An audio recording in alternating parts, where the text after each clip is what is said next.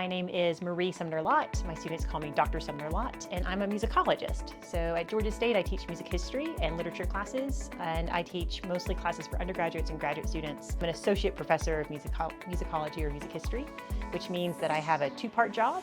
Part of my job is teaching, as I just was describing, and the other part of it is to research and write about music. So I create new knowledge about music and musical practices as part of what I do as a musicologist. I came to Georgia State in 2012, so I've been here for a little while now.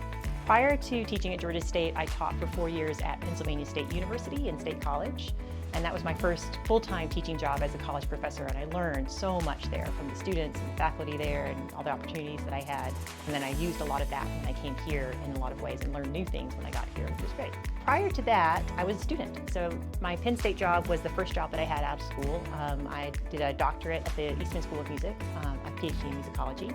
And prior to that, I did a master's degree in Colorado. I did an undergraduate degree in Mississippi, which is where I'm from originally. And the reason I mention all those different places is because one of the things I really value about that experience and bring to the classroom is I had a lot of really wonderful teachers all along the way. I had great teachers as an undergrad, and then I went to a whole new institution, took a lot of the same classes, but learned so many new things at a different institution with different teachers, that sort of thing. So I sort of like to joke from time to time that I went from kindergarten through PhD and then just stayed in school after that because I didn't really take time off as a student or in between degrees and that sort of thing. But I've kind of always been in universities, and Georgia State is where I think I'll probably stay until I decide to do other things with my time, at 25 years from now maybe. I think the thing that I like most about teaching is the way that it shows me new perspectives on things that I know really well.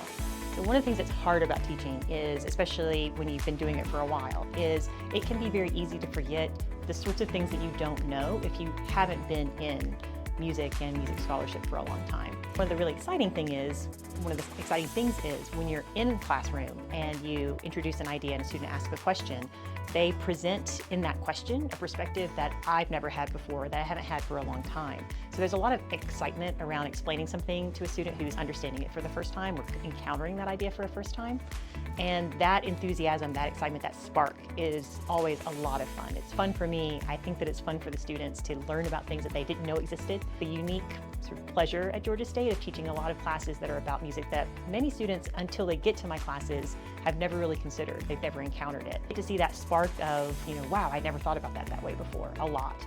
And it lets me also think about things in a new way, because often students will ask a question that I would never have thought to ask. And so that gives me new perspectives, and I learn a lot from my students while they're hopefully also learning a lot from me.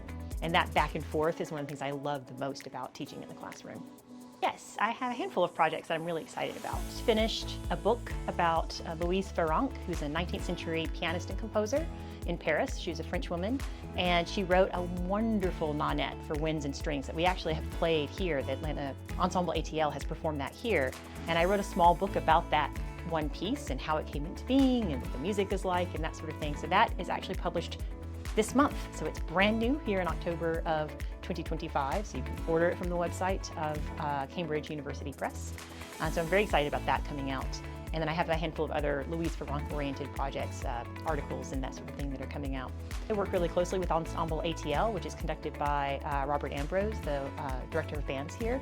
And in January, so a little while from when we're recording this, they're doing a program that is centered on a serenade by Johannes Brahms, who is the other composer who I spend a lot of time working on. And I'm very excited about that program because the ensemble is going to be playing an arrangement of the Brahms serenade, which the version that we know is for orchestra and winds. So this will be a pared down, more intimate version of that, and I'll be there to provide some context and some information about the music and those sorts of things. One more thing that I'll plug since we're talking is I was very excited to be asked for the very first time this year to give a keynote talk at a conference in Italy that's happening next week actually. So I'm going to go and give an academic talk and meet a lot of students and faculty members at a conservatory in Imola, Italy in November of 2025. So that's a really exciting project for me as well. First time to be able to go and do that sort of big invitation, which is nice.